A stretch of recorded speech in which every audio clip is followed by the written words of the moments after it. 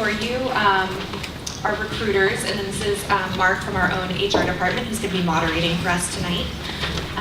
So we're going to go through, we have some questions already prepared for our panelists, and then we'll have about 15 minutes at the end if there are any questions that you have that didn't get answered during the panel. So I'm going to let the panelists actually introduce themselves as we go. And I think that's it. So again, thank you for coming, and Thank you very much. Okay, so we'll get started. So what I'll do is just hand over the microphone, and then if you can introduce yourself and what you do and the company you work for, and then we'll get started that way. sure.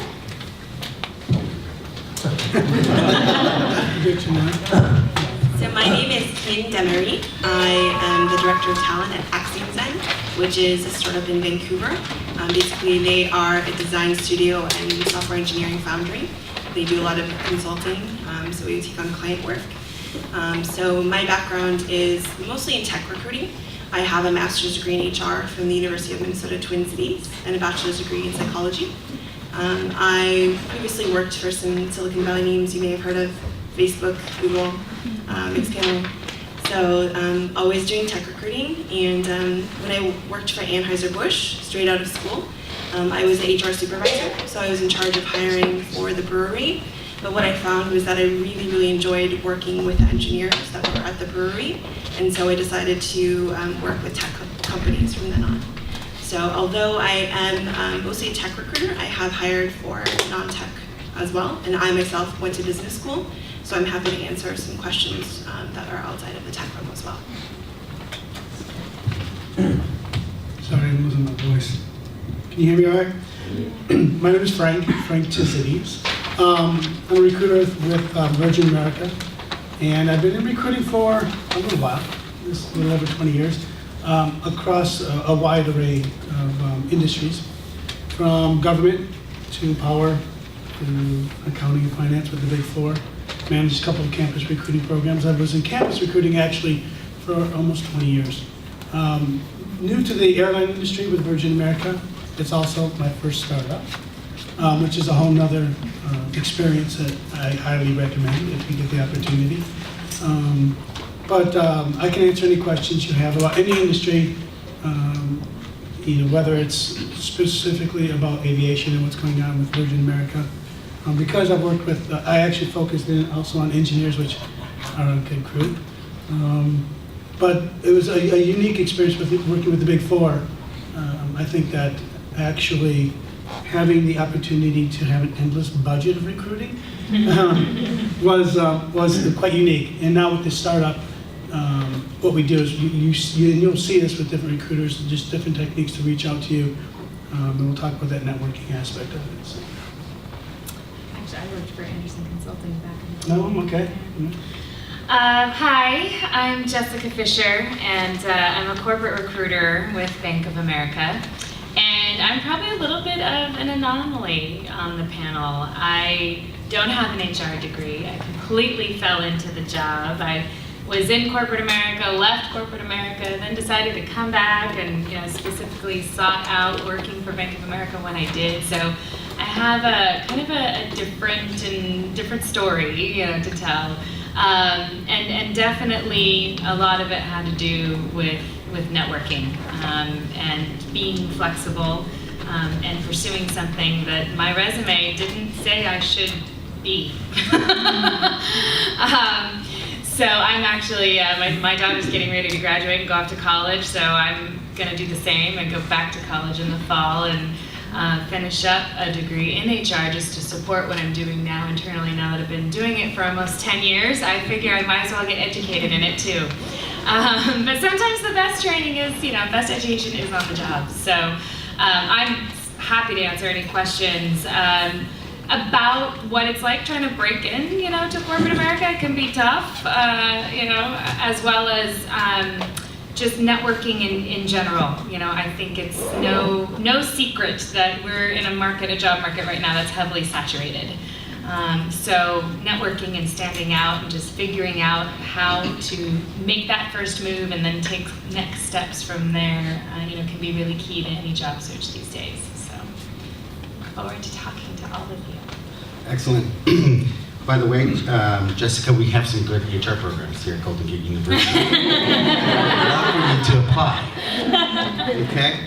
So that's a really good program. So this question, the first 3 or 4 questions I'm going to ask each of you are in reference to diversity in the workplace, which we all understand diversity is critical and we need to understand it. And so we want to get your input. So we'll start with you, Jessica. The question is, what value does your company see in individuals with unique backgrounds and experiences?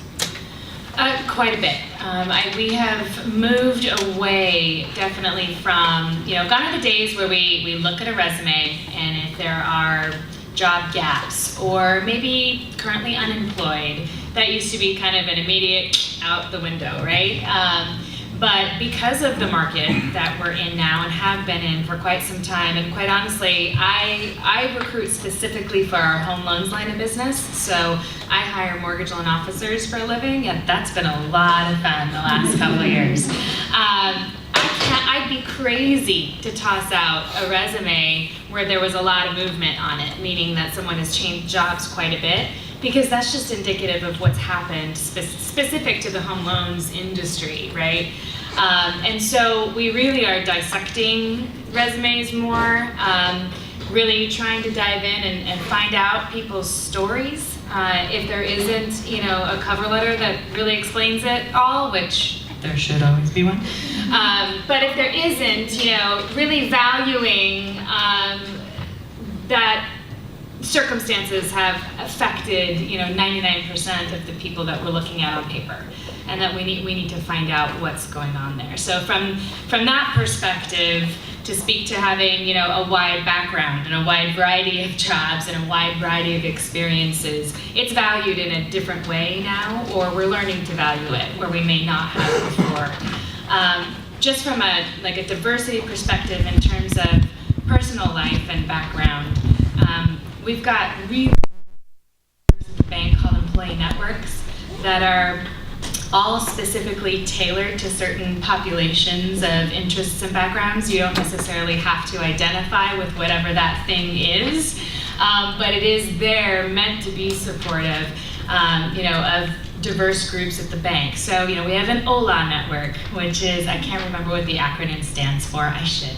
But it's a Latino American group. We have our Asian Leader Network. We have our Black Professional group.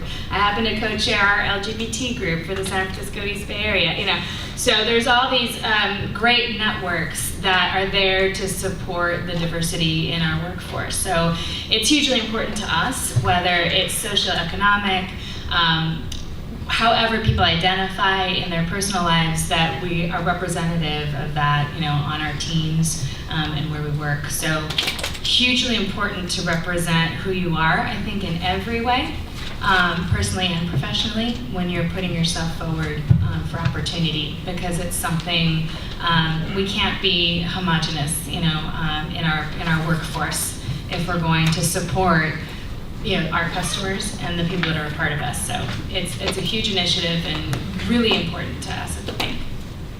Excellent. Thank you so much. Frank, why don't you answer that question, if you don't mind, the same question. What value does your company see in individuals with unique backgrounds and experiences? We value it a lot. We're not so large. We're actually not that large of a company. And as you can imagine, the airline industry, generally speaking, is very, very diverse. But our population, it reflects the population of the United States and the regional population. So we find that we don't have a challenge, I think, because we do recruit across a wide range of talent pools, that we really don't run into a lot of challenges hiring and attracting a diverse workforce, except a few. Pilots. There's not a lot of women that go on pilots. And I actually recruit specifically for our maintenance group, and I've hired 2 women maintenance people, yes. Mm-hmm. And so what we do is we actually, in those cases where we recognize that, generally speaking, an area of academics or talent is not fully represented, we'll actually go out and seek specific organizations that do support those talents across diverse populations and try to tap into that pool. So we do pretty good. It's Excellent. actually fun. How about you? Yeah, so Axiom Zen is also committed to hiring a diverse array of employees, and I echo what those two have said as well. So one thing that we did is that we sponsored an event called the HTML 500, and so a lot of people know that there isn't really a diverse workforce in terms of engineering, and so we invited anyone who wanted to come and learn how to code in HTML. So at that event, there was actually a majority of women that participated, some that may not have gotten the opportunity to learn HTML before. And we hired an intern who was not only female, but she was also a postdoc in a completely different area, not related to software engineering at all. So it's not just diversity in terms of gender or sexual orientation or ethnicity, it's also diversity in terms of their background. So postdoc, clearly very accomplished in what she did, but that also can translate into other areas because that passion that she had that propelled her to be so great in that career can also help her move forward in a software engineering opportunity should she do that. So it's a bit of a risk, with an internship, but much less so than hiring someone who would be full-time right away. So I think an internship is a great opportunity to let those people try a completely different industry if they have that passion and the interest to learn something new. Excellent, thank you. This question is really, really critical, so I want each of you to answer this, particularly because Golden Gate, we attract an international student base and people from all over the world, and also our students here in the United States, but particularly the students from all over the world with sponsorships and so forth. So this question is, how and what point in the interview process would you recommend that the job seeker ask questions or disclose requirements regarding specific needs like accommodations or sponsorship? Why don't we start? Sure. So even though I'm located here in the Bay Area, the company that I work for hires primarily for Vancouver, where our headquarters is. Vancouver is a little bit different because it's in Canada, so the immigration laws are different in the US. So in general, it tends to be a little bit easier to get a visa there than in the US. We don't have H-1B restrictions that you do here for engineers. So for us, the visa requirements or sponsorship is not a problem at all. In terms of accommodations for things that you would need for your job, that would be something that I think it's more appropriate to talk to a recruiter or someone well-versed in HR, because they know how to handle it. If you talk to an interviewer that hasn't encountered that sort of situation before, they may not know what to do, or they may tell you something that's wrong. So someone who's in this type of HR or interviewing or recruiting type role is better equipped to either answer that for you or handle that for you in a confidential and appropriate manner. So I would advise telling someone up front, but just be careful who you're talking to because they may not know the answer or may advise you wrong. Excellent. Now, as I speak to you with a wide range of experiences. It's very difficult for me to kind of narrow in to Virgin America, only because I am where I am because of the experiences I've had. And the question is, at what point do you disclose? I don't know if it's a disclosure thing. It's more of information that's actually required for a lot of people. It's required when you apply for jobs. You'll see it online when you apply. But you should always answer that question correctly. Because if you don't, you will not get a job. And you will find that, I think as you had mentioned, there'll be a lot of people you'll encounter in the recruiting process. And they may not be recruiters, and they may not be schooled in what it means to be an international student and require sponsorship, or a transfer sponsorship, or an F1, H1, depends on where you're at in the process and what you're looking for. So inquire, talk to your school, they know who's coming on board. But when you do, if you're applying, make sure you have that information accurately. Make sure you understand what it is you're asking for. I know not all of you understand the H-1B process. This may be the first time you're going to enter it, and you're a student here maybe for the first time, And this may be something new to you. Work with your career centers. They have a lot of information for you. And we rely on them to help assist you through that process. I've worked with companies that didn't sponsor anyone, to companies that would sponsor anyone that they had that was skilled in the had the skill set. But there are some restrictions to the H-1B, so you understand what that means. You know, we can't, and gaining an H-1B for an entry-level position is very, very difficult, given the fact that there is a talent pool here for that particular position. So, you know, so those of you that are working your master's degree or have a specific skill set that is unique, it's a little easier. And so you'll find that to be a little easier. So it's not always that the company isn't willing to sponsor, it's simply they're not able to sponsor because of the positions that they're hiring for. And that's really important to understand. With Virgin America, we do sponsor in some positions, but not most, because we don't have the that niche or the talent pool that's not existing, that's competitive, that actually allows people to qualify for the H-1B. So. Yeah, I'll echo what's already been said. It's pretty straightforward. You know, there are just certain positions at the bank that the bank does sponsor and certain positions that they don't. You don't necessarily stand to gain anything by not disclosing. At some point, though, in the application process, it is going to be a mandatory question, right, that needs to be answered. However, you also do need to know who you're talking to. I think that was a really key point. Not everybody that you come into contact with throughout the interview process is going to be knowledgeable in that area. So knowing who you're speaking to, more than likely the hiring manager, you know, the person whose team you're actually going to go work on isn't going to know. It is going to be somebody that is, you know, part of the HR part of the process. So it's just knowing who to ask and asking who to ask. You know, there's nothing wrong with asking whomever you're speaking with, hey, you know, I need to inquire about sponsorship. Is that something that I can speak with you about, or is that a better conversation to have with someone else in the process? But yeah, not feeling like, oh, maybe they'll sponsor me if they really like me, if I don't say anything now, you know, that it won't work out that way, right? Either they can or they can't, and it's not gonna have anything to do with how qualified you are, right? Because if they can't sponsor the visa, they can love you to death, but they're not gonna be able to sponsor the visa, right? So not disclosing certainly doesn't get you ahead in the game, so to speak. I want to add to that as far as, you know, I've been involved with H-1B visas, like with Nikko Hotels. It's a Japanese-owned company, and with Japan Airlines, and we had to recruit from all over Asia. And so it's usually, if you're come through an L1 visa, you can come from a different country but work here in the United States, but you're paid out of the host country.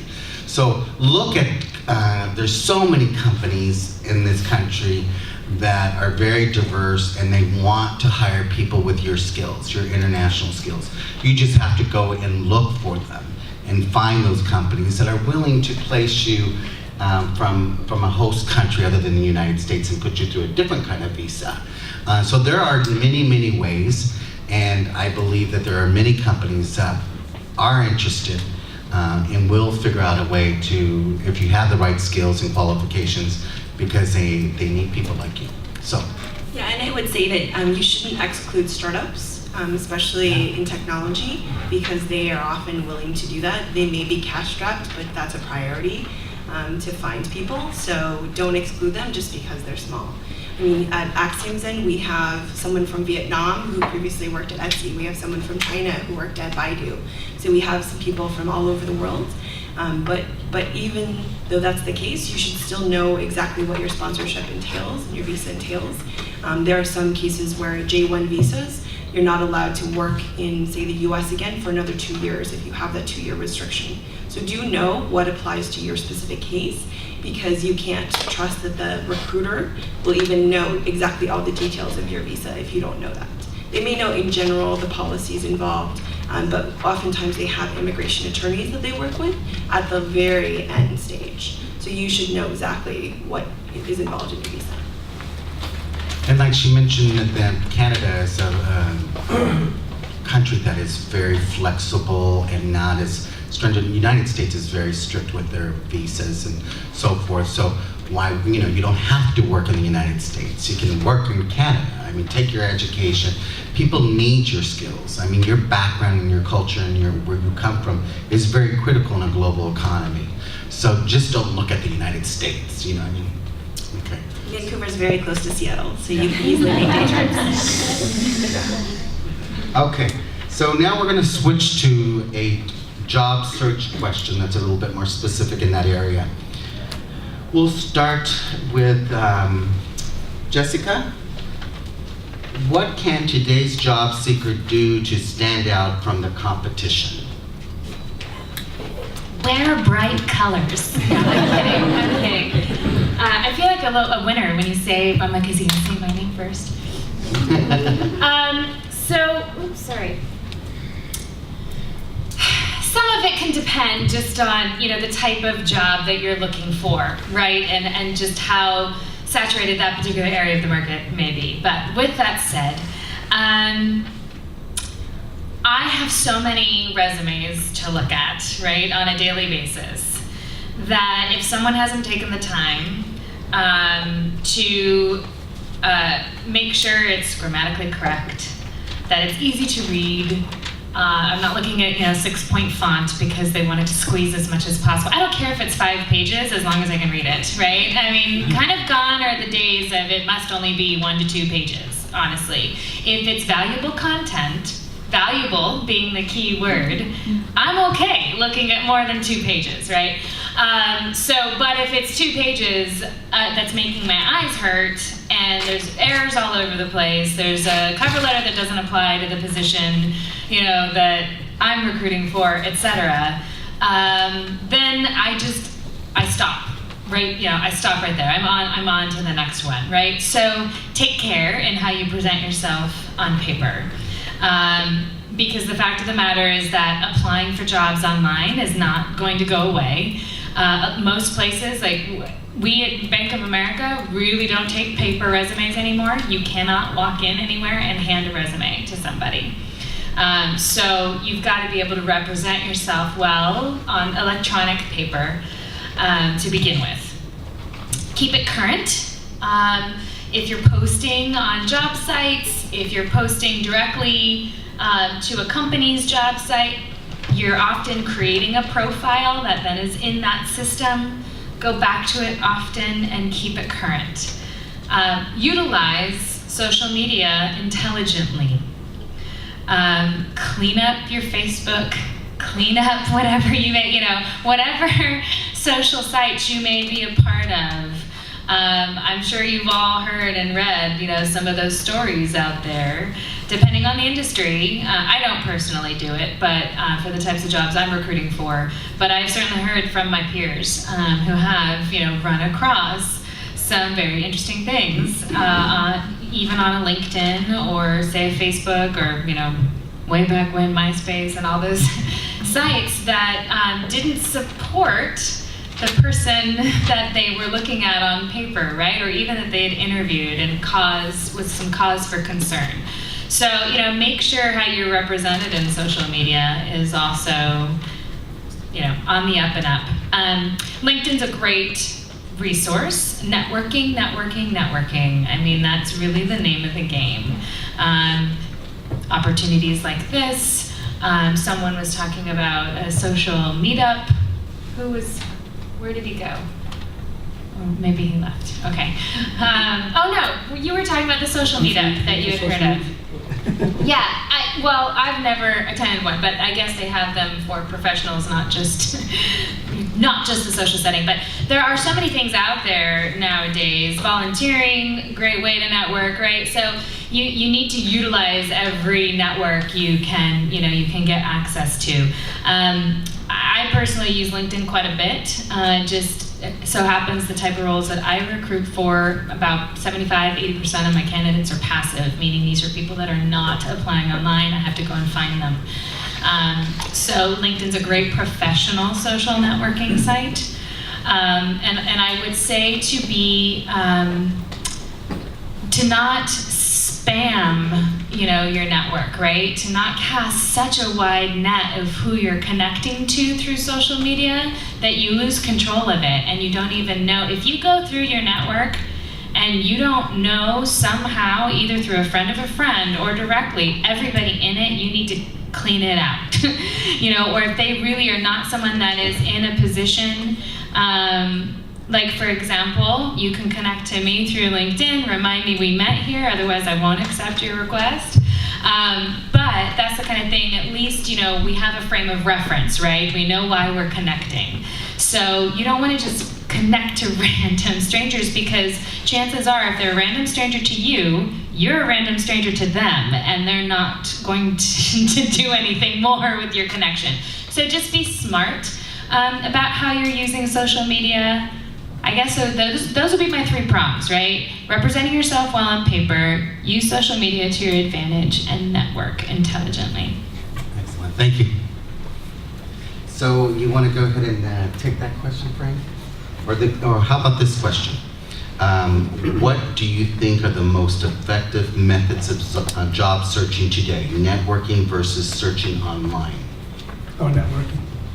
Networking is, but actually I do want to touch on a couple things with regards to how to get noticed. You have about 5 seconds, literally. I get thousands of resumes, and I can tell within the first 5 seconds whether I want to go any further. I don't want to see 5 pages, but you got to understand your resume is not, it's not designed to tell me everything about you. It is designed to make me want to know more about you. So understand that and know if you go in and developing your resume with that in mind, you're not going to need a 5-page resume. I've gotten some crazy, awesome, now, and it also depends on who you're applying to. Twitter, Virgin America, some of these young companies are going to look at resumes differently than other larger established companies. And know that. I had an individual that actually developed a resume, and it was the coolest thing. It looked like a boarding pass. She did her research. It looked exactly like one of our boarding passes.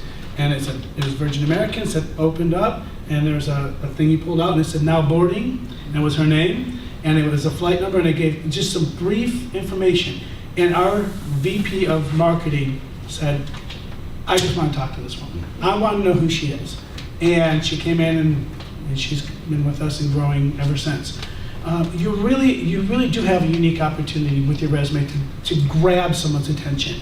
You don't want to bore them to death. I mean, you just don't. So make it clean, make it easy. Understand though, with some of these larger organizations, some of them are old school. Some of them have systems where they scan resumes. Their applicant tracking system may be set up where it scans for words. So a lot of times if you're looking to create a unique presentation of yourself, understand who you're presenting that to. They may not be able to accept that. I worked with a large organization, power company here, and our system, the way it pulled in resumes, it just destroyed them. And if you had italics or bolds or lines, or you try to be unique in how you present yourself, it would run through the system and it would just come out a mess. And then managers would be like, oh, this person can't write a resume. And then try to explain, well, actually it's the system. So know the system that you're applying to. Know the organization in which you're applying, because that's really key. I walked into an organization that I didn't do research, and walked in, and the door opened, and I knew that I was not going to get a job. I knew it. As soon as I walked in, I went, nope, this is going to happen. And because I didn't do my research, because I didn't, and I've been doing this, and I'm sitting here telling you, do your research, right? I will make the same mistakes, you will make the same mistakes, and sometimes it's not until you make that mistake, even though, you say it or you know it, when you make that mistake, you know it. You will know it.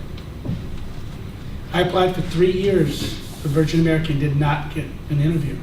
And I kept thinking, why am I not getting an interview?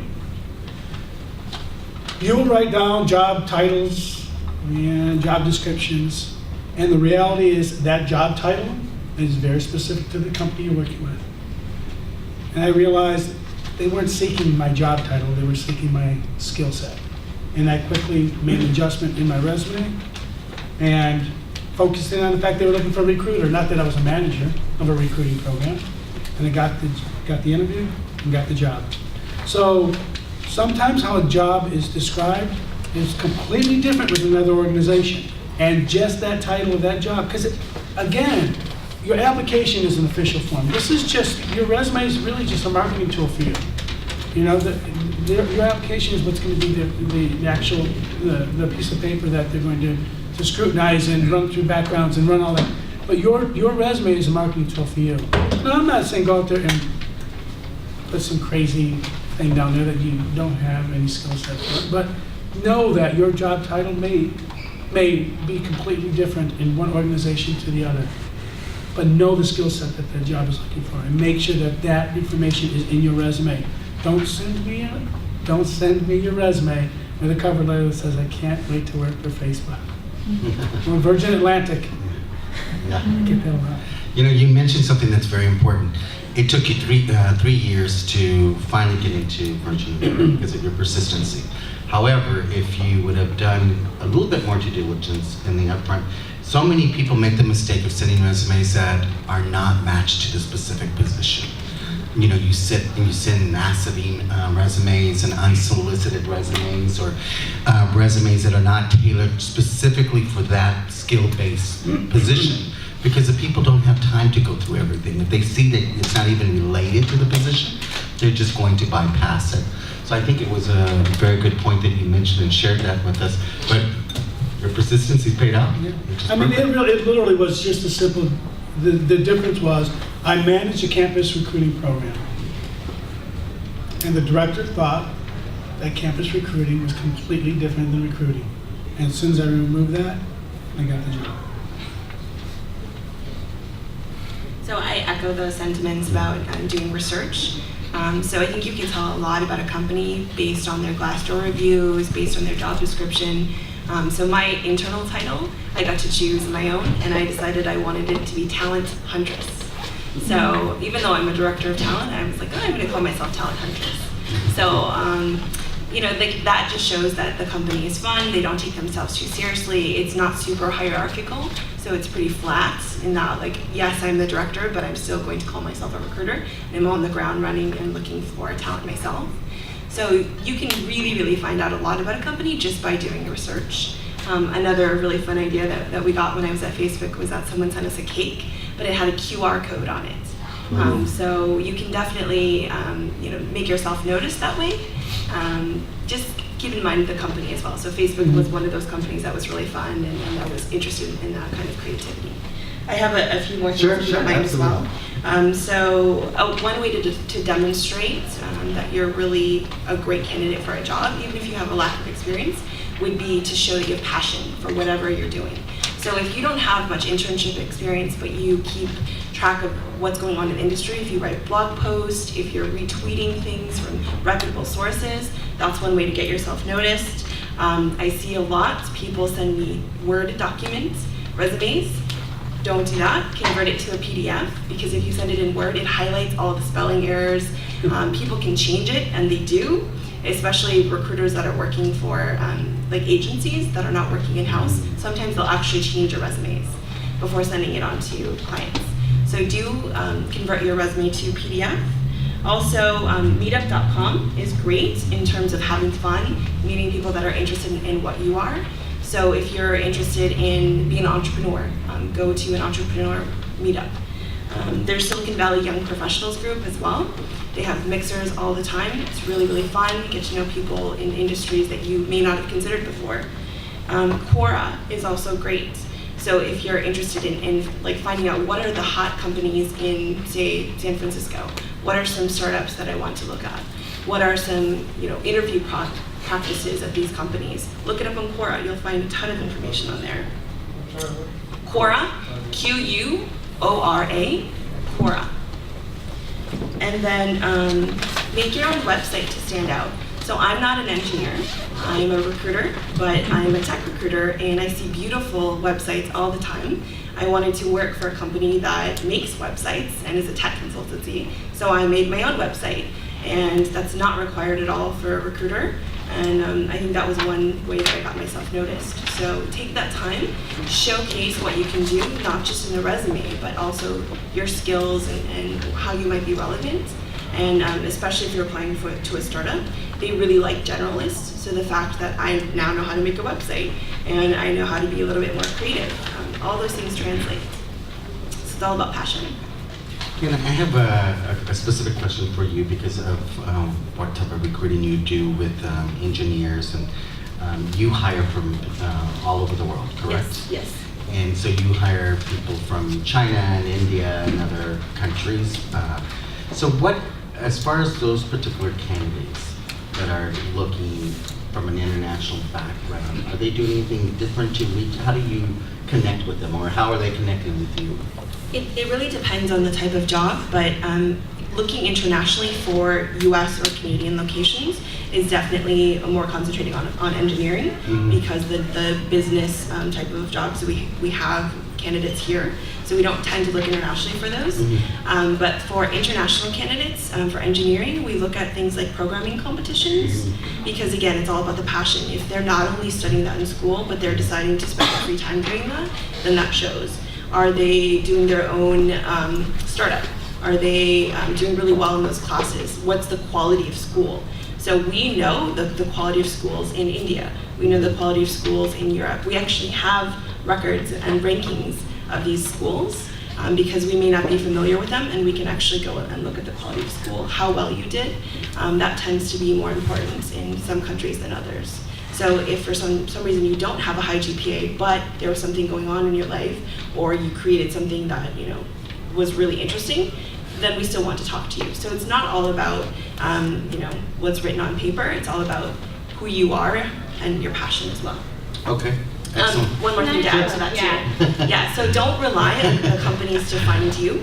You need to go and find them. So it's all about research, not just in your country, but finding out who are these companies that hire internationally. Who are these companies that I want to work for? A lot of international candidates have found us through AngelList. So it's called AngelList, and it hooks people up that are looking for jobs with startups. You can even get funding for your own startup through that.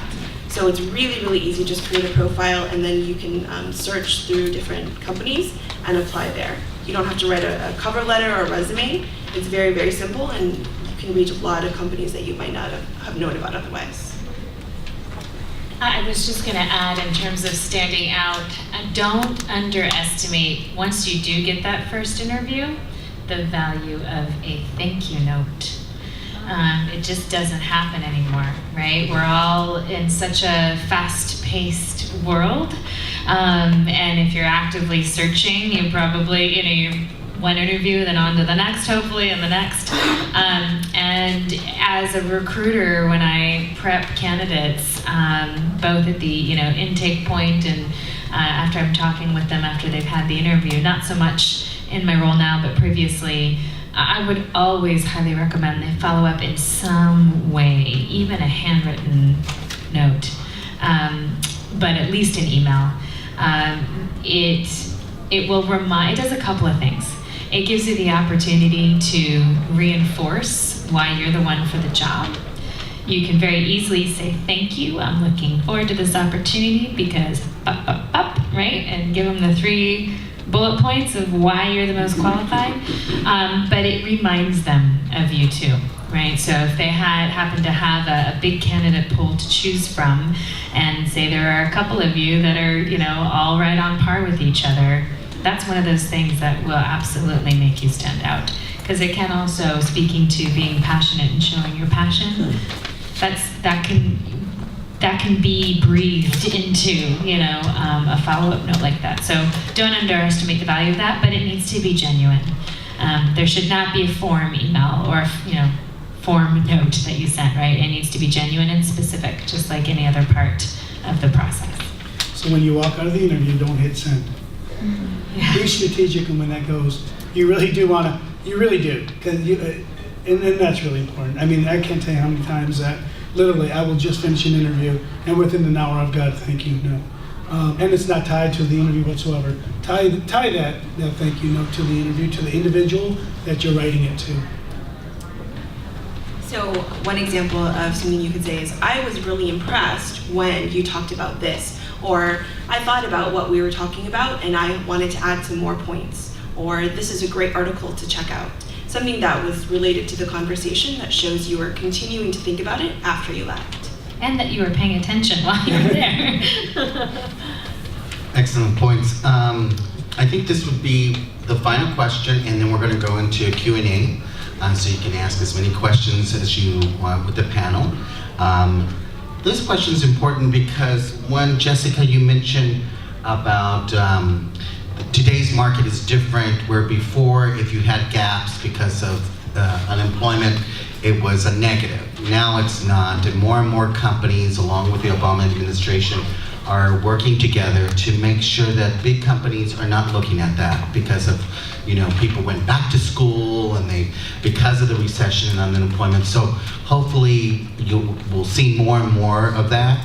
And the other thing is, again, with the Obama administration and a lot of the companies in the United States trying to reach out to veterans in this country looking for jobs. So this question is, what recommendations do you have for veterans transitioning into the civilian workforce? Want to start with me? Okay. There are so many valuable experiences that our veterans have while they're serving, while they're going through training, etc. And it's really applicable to everyone to do this, right? Is to not so much think about your veteran status and what you did in the force, or your current job, or if you're unemployed and a full-time student, and to think about apples to apples comparisons, right? Because there isn't a way to do that.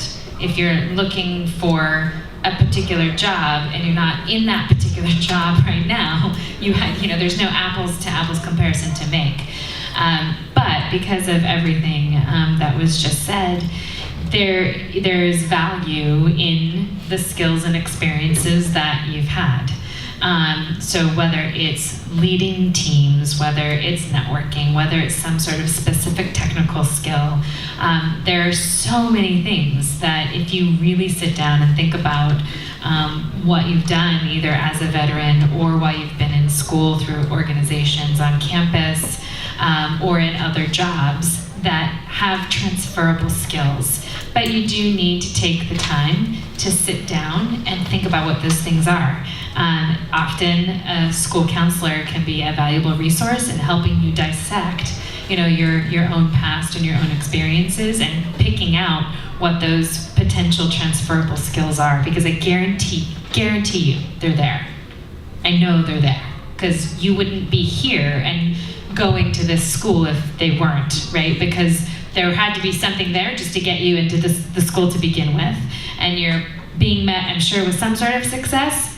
There are skills behind your success, right? So they're there. You have, sometimes it may take a little more creativity and take a little bit of just stopping and really thinking about what they are.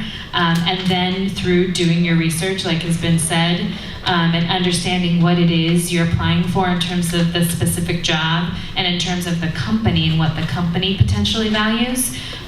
Most companies will have out there somewhere some sort of mission and vision statement. They'll talk about what their company culture is and what they value in their human capital. And so you then need to connect those dots, right? And it's possible. Excellent, Yeah. thank you. Frank? Utilize your veteran organizations.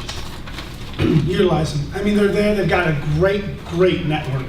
They set up a lot of opportunities. They set up meetups, creetups, social networking opportunities for you.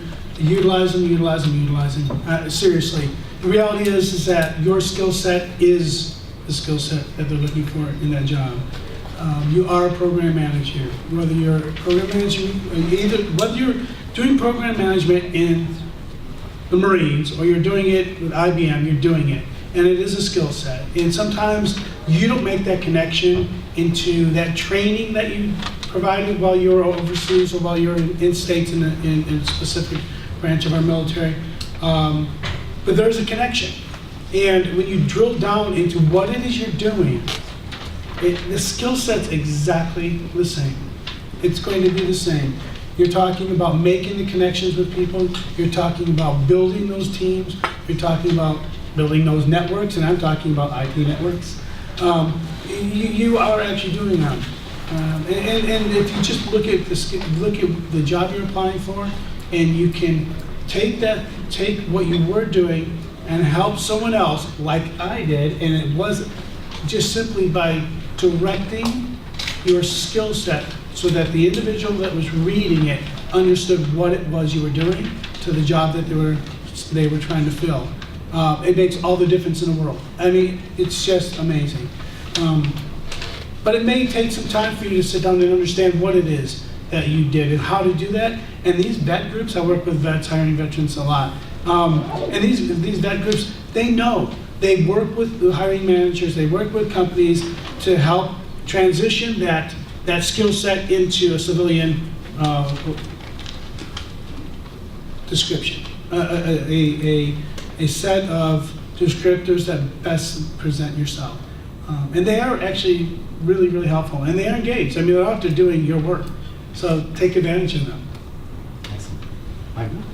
Yeah, so I would also add that if you have military experience in your own country, maybe outside of the US, that's relevant as well. I know a lot of countries require military service from their citizens, so I would include that as well, especially if there's anything that could be relevant, leadership skills, anything with technology, do include that. Bigger companies, like for instance Facebook, they have recruiters whose sole purpose or sole job is to find people that are in the military, find diverse workforce. So do look on LinkedIn and see if you can find that person. They'll be really knowledgeable about what skill sets might be applicable to the jobs that you're interested in. So Facebook is one example, but I know bigger companies have that as well. Anheuser-Busch is another company that really supports the vets. You can see them in their commercials, in their culture. Do some research and find some other companies. I think the organizations he was talking about as well, the network is really important. Look at LinkedIn. You can find other people that are also vets, that are maybe employees. They're probably very happy to talk with you about their experience and how it might be applicable. And yeah, that was it for my suggestion. So before we start the Q&A, I just want to add that, you know, most companies are pro-diversity, and it's